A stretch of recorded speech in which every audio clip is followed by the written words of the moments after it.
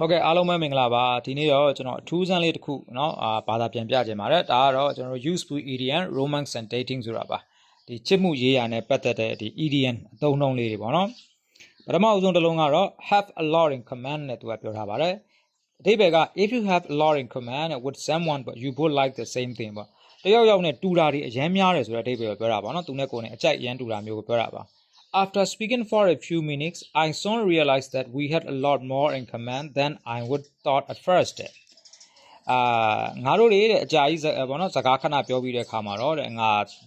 တက်ခံလိုက်ရတာကသတိထားမိလိုက်တာကတဲ့ငါတို့တွေမှာတဲ့ငါထင်ထားတာတဲ့ပို့ပြီးတော့တူတာတွေအများကြီးရှိတယ်တဲ့နောက်တစ်ခုကတော့ blind date ပါ If two people who haven't met before go on a blind date, they go out together. blind date တွေ့ကြတယ်ဆိုတဲ့အဓိပ္ပာယ်ကျွန်တော်တို့ကိုရီးယားဇာတ်ကားတွေမှာလိုမျိုးပေါ့နော်ဒီကျင်ရဘက်တွေ့သလိုမျိုးပေါ့တယောက်နဲ့တယောက်မသိကြဘဲနဲ့ဒီ romantic purpose အတွက်ပေါ့နော်ချိန်တွေ့ကြတာမျိုးကိုပြောတာပါ example လေးကိုဖတ်ကြည့်အောင် I went on a blind date at university but it wasn't very successful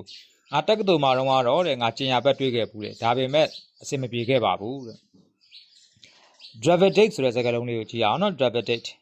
a romantic evening နဲ့ဒီမှာ in a restaurant တို့ cinema တို့ပေါ့ with two couples going out together at the same timeကိုညီကိုနှစ်ယောက်ပဲဖြစ်ဖြစ်ပေါ့နော်ဒါမှမဟုတ်ညီမနှစ်ယောက်ပဲဖြစ်ဖြစ်အတွဲလေးတွေကိုစီနဲ့အမှစားတော့ဆိုင်မှာရုပ်ရှင်ရုံမှာအဲ့လိုမျိုးနှစ်တွဲချင်းတွေ့ကြတာမျိုးပြောတာပေါ့နော်အဲ့ဒါ double date လို့ခေါ်ပါတယ် It was fun to go on the double date even though everybody wanted to do something different နော်ဒီမှာတော့သူဟာတာလေးတွေနဲ့ပြောထားတာပေါ့ဒီ double date တွေ့ရတာတဲ့နှစ်စုံတွဲချင်းတွေ့ရတာပေါ့နော်အရန်ကိုပြောဖို့ကောင်းပါတယ်တဲ့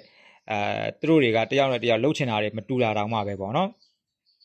love triangle နော် love triangle ကတော့အဓိပ္ပာယ်လေးတော့မှတ်မိသားဖြစ်မှာပါ romantic situation in which three people are involved in a complicated relationship A is in love with B who is in love with C သုံးပွင့်ဆိုင်အချစ်လိုဟာမျိုးကိုပြောတာပါပဲနော် Sam and Patrick are both in love with Melina it is an awkward love triangle Sam နဲ့ Patrick နဲ့ကတဲ့ဒီနှစ်ယောက်စလုံးကပေါ့နော် Melina ကိုချစ်နေကြတယ်တဲ့တကယ်ကိုရှုပ်ထွေးတဲ့သုံးပွင့်ဆိုင်ချစ်ပါပဲเนาะ Okay thank you for your listening ပါ